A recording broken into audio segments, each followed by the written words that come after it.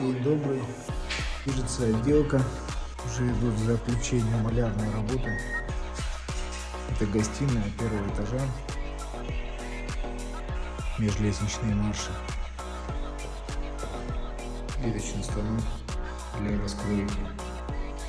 Здесь наша межэтажный санузел. Полплитка уже выложена. Гидроизоляция сделана в зоне монтажа плитки. Это санузел второго этажа.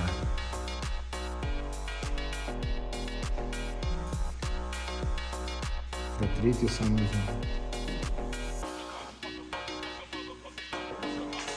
Душевая. Монтаж гипсовой лепнины.